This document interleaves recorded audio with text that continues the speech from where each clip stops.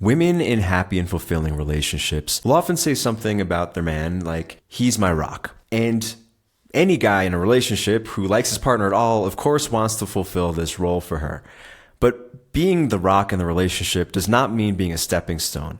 And I often see guys who have this intention, misunderstanding it or misacting, applying it the wrong way. So they end up kind of as an emotional punching bag or some other situation where they're only creating resentment in themselves, which obviously is not beneficial to either party in the relationship. So what does it actually mean to be the rock in the relationship? And how can you be the rock in the relationship, not only so that your partner, so the woman, is happy and fulfilled, but that she becomes in a certain way that is also happy and fulfilling for you? Because intimate hetero relationships are naturally asymmetrical. Some people call this polarity. What the man does for the woman is different than what the woman does for the man because men and women have different qualities and needs. So at its core, being the rock in the relationship means you are doing something that she can't possibly do for herself, which is why she's way better off being with you than without you. It can also mean it is to her benefit to give up certain positives of her independence in order to be in this interdependent relationship with you, in the same way that a man has to give up many things in order to be in a committed relationship. So how do you actually be the rock? The first thing to understand is that a woman has two ways of being with a man. Or another way to put it is that the feminine has two modes of expression or two archetypes for being with a masculine presence, and those are the mother or the lover. Now, of course, a woman has other ways of being in different settings, like maybe in a corporate setting. She's not going to be mother or lover, but then I would argue that she's not being in her feminine at all. Now, the mother archetype or motherly expression is more active in women in situations that it's not supposed to be than ever before. And I covered this in the Mother Complex episode on how society is incentivizing adult men to act as boys, which means that the mother archetype or motherly expression gets triggered in women in relationships even when there's no children around. Now, of course, there's a natural element to this. A woman has a great romantic experience, amazing sex with a guy. She becomes lovey-dovey because of the oxytocin dump, feelings of attachment and nurturing. Basically, her motherly nature becomes activated because in nature, sex leads to babies, and great sex is more likely to lead to babies. So her body is essentially emotionally preparing to be a mother because that's a likelihood. But when there is no baby, and the man is acting like a child, her maternal instincts transfer to him, which is basically a misappropriation of a natural archetype. And of course, these relationships are typically sexless because while the woman might feel all this love and attachment for her man that she would for a child, she doesn't want to sleep with him. And as I covered in the Mother Complex episode, the man likely won't feel like sleeping with her, Madonna Whore Complex. Now, the difference between the mother archetype and the lover archetype in a woman is hierarchical responsibility. The mother is responsible for you, the lover is responsible to you, or you're responsible for the lover. Because again, intimate relationships between men and women are asymmetrical. So on the flip side, you as the man to her, and in a way to all women, can either be the father figure or the son or child or boy figure. And if you're a self-respecting adult man, the choice should be obvious. So you want to be the daddy. Now, I know this language maybe doesn't resonate with everyone, might not be your kink, but the reason why this kind of verbiage is used in the kink or BDSM world is because it points to natural archetypes. It's not random. Women go into lover mode as opposed to mother mode in the presence of a man that they feel that they can depend on or even submit to. Now, I know this language, submission is something feminists don't like. They don't like this idea, but it is why most women get off being in a submissive or more passive role in the bedroom, whether it agrees with their ideology or not.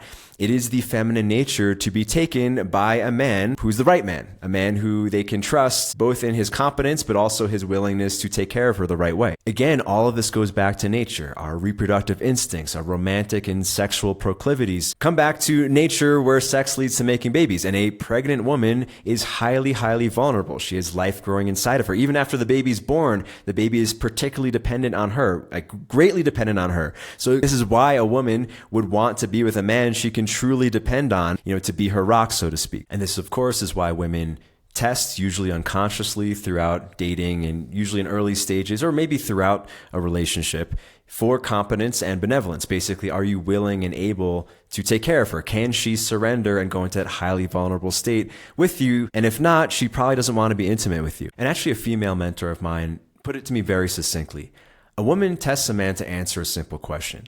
Can you handle me better than I can? And the reason why I say the term be the daddy is that a woman will only go into this dependent, or you could say submissive state, in the presence of a fatherly archetype. When she was actually a child, this was her actual father or father figure, whoever was the masculine presence around her that allowed her to feel safe and secure. It could even be, a woman if she was raised by a single mom who was, holding that masculine presence around her.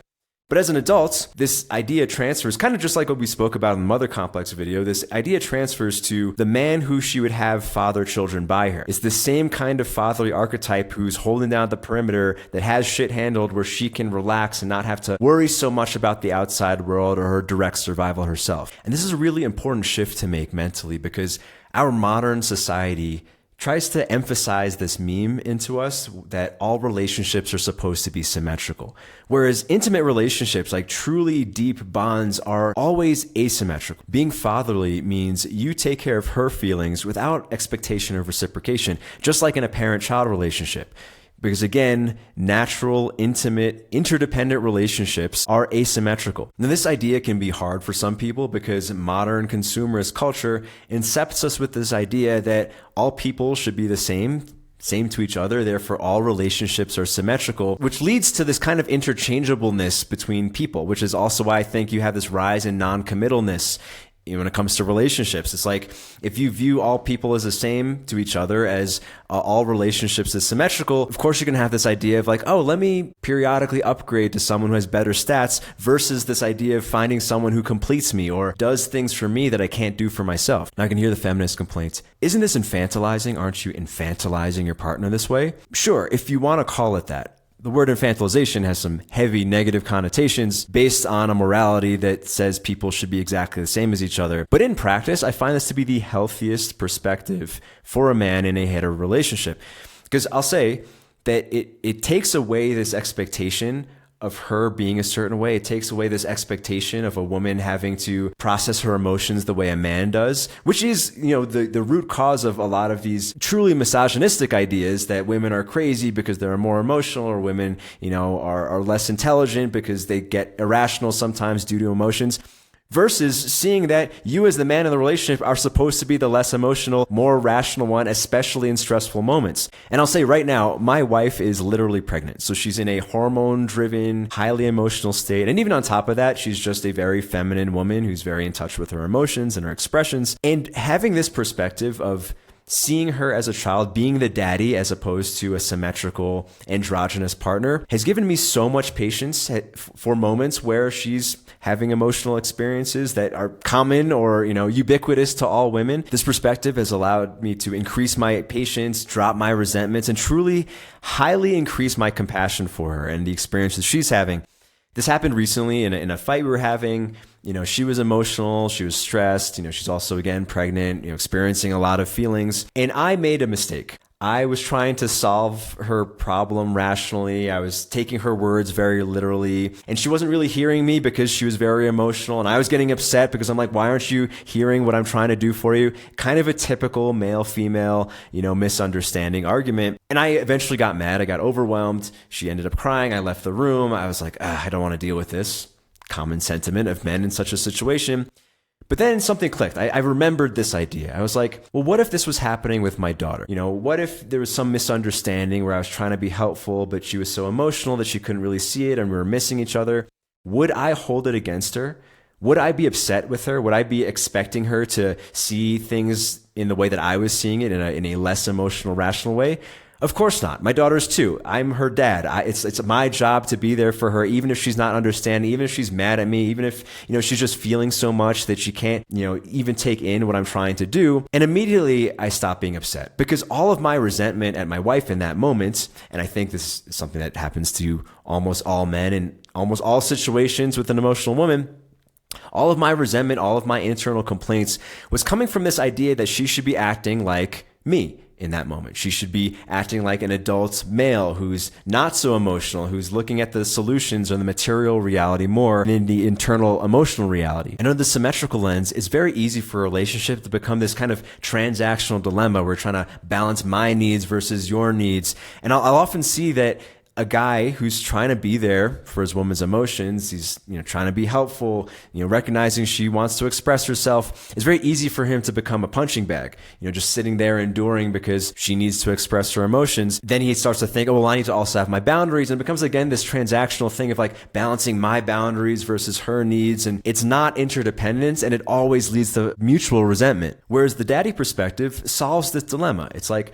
I'm happy to sacrifice sometimes, to go through discomfort sometimes because I love this person. I'm also happy to tell her no and allow her to be uncomfortable sometimes because I love her, right? You're not being a good father by letting your kid eat ice cream and watch TV all night. You're also not being a good partner to a woman by letting her go deep into negative thoughts and emotions and rage and turn you into a punching bag in a way that doesn't actually make her feel better in the long run and might even encourage her to feel bad more often. Because it is super important for a woman or a child to feel her feelings, to express her feelings, to feel safe in being able to express her feelings. But that doesn't mean that her feelings are always right and need to be listened to. Sometimes the feelings are misguided, and it's actually your job as the rock to guide them in the right direction. Because being the rock in the relationship also means you are maintaining the more true and better reality that she can then sink to, especially when she's stressed or emotional or troubled by something else. So my wife has a fairly spiritual view of reality, and she'll often say something like, cuddling with me grounds her energy. Now, to be clear, I don't think I have some sort of esoteric magical power that settles negative chi or whatever it is. But what I do have, and what I think she's pointing to, is that I do my best to provide her and our family with the certainty that things are okay. No matter what's going on, no matter what she's feeling, no matter what she's thinking because of her feelings, I'm maintaining the reality that everything is cool. And it doesn't mean I'm going to invalidate her experience or tell her not to feel something. She can have her emotions, she can have her feelings, she can have her thoughts, but I'm also not going to go on her ride. Meaning I'm not going to, just because she's emotional doesn't mean I'm going to get emotional too, right? If she's crying and I start crying, well, then now we're both crying and no one's steering the ship. No one's grounding us back to reality.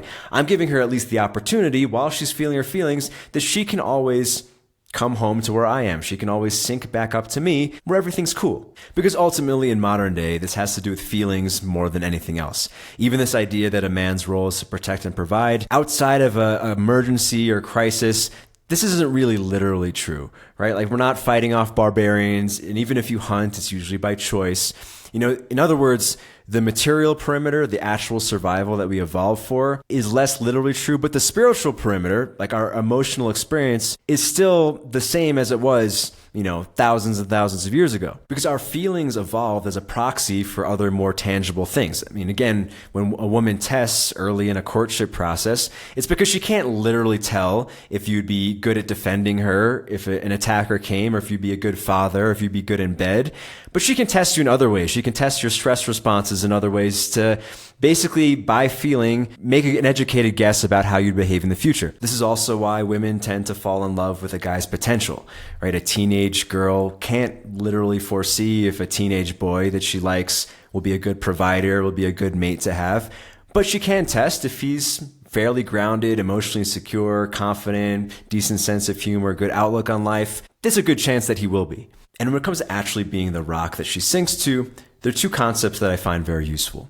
One is called limbic resonance. It was coined in this book, The General Theory of Love, that has since been often labeled as pseudoscience. So it's not a provable fact, but it's more of a workable concept. And it's basically the idea that we've all experienced anecdotally that when you're connecting with someone, you tend to sync up emotions, right? At a party, there's kind of an emotional vibe. If you're hanging out with someone and really connecting, or on a date or something, you're really in a bubble, there's kind of this mutual feeling that you're kind of feeling together. Social mammals evolved to sync up their emotions for survival purposes. So for instance, if a bunch of rabbits are in a field and one sees a hawk and gets scared and starts running, all the other rabbits will feel a similar kind of fear and start running, even if they didn't see the hawk, right? They don't need to look up. They don't want to waste that time. They can just trust that if the group is running and feeling fear, there's probably a good reason for it. But again, as in all things, it's not necessarily symmetrical. So for instance, between a beta male and an alpha male, the beta might look to the alpha for cues on how to perceive a certain event, but it's not the other way around, and there's good reason for that. Because yes, the alpha earned his status by maybe being bigger and badder, But it's also now his responsibility to ensure that the tribe or the group is secure. Like it's his job to view the perimeter. Therefore, he is, of course, probably the best authority to get your cues on how to perceive a certain event. And that was actually the main thesis in the book, The General Theory of Love, which was written by 3 psychiatrists, that the thing that a good therapist actually does for the client is not in the questions they ask, it's not in the mindset tools or the content they share, but it's in primarily being, in their words, a stable limbic system, so an emotionally secure, grounded, peaceful individual that allows the client to sync up to his emotional reality or her emotional reality, right? The therapist is not only allowing for limbic resonance, but they're being the dominant limbic system. Modernity and feminism hate hierarchy. They assume that any person lower in a hierarchy must be oppressed because, of course, that does happen sometimes, right? There are plenty of cases, and there always will be cases of people with power abusing it.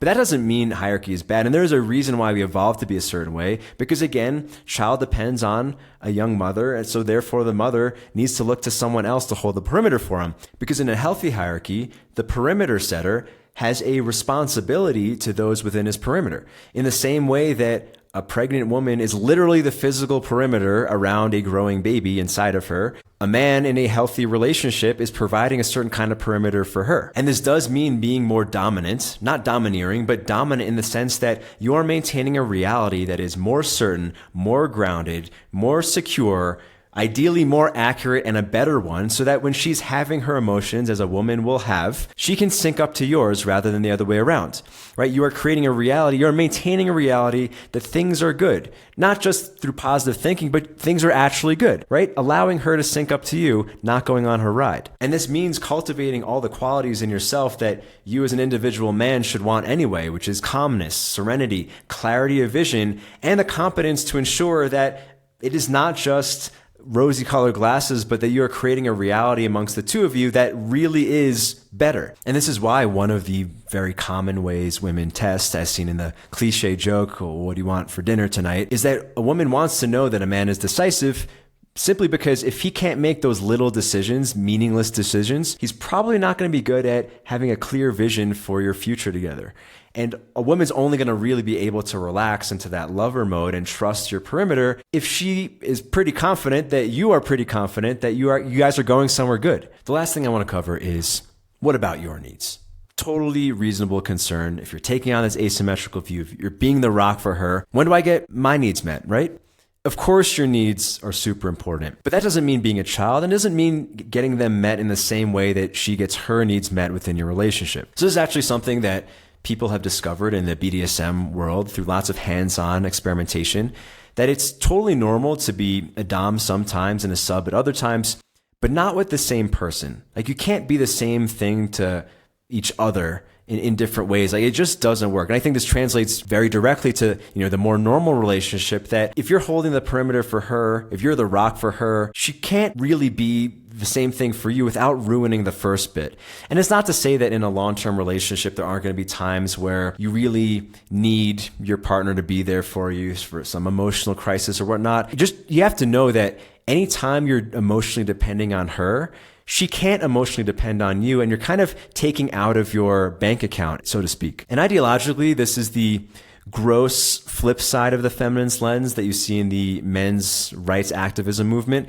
I mean, the one thing that they say that is totally legitimate is the concern over, child custody laws in the United States are quite unfair for divorced fathers. But everything else that they tend to push really comes from this kind of victim nature, which is essentially trying to act like a feminist, but flip the script. It's really weird and I think very bad. It's just promoting more victim culture as opposed to actually being the rock, being the daddy, where if you're providing for those within your perimeter, you need to seek some other external perimeter to provide from you. And this can be, a mentor. This can be your literal father. This can be a coach. This can be a men's group. This can be a community of guys you really trust who can contain you. And this can even be spirituality. I think this is why monotheistic religions are also all patriarchal, because they were created by men for men who want some father figure they can depend on, who can be their perimeter in the way that they have others depending on them. But it should not be your woman. You should not depend on your dependents.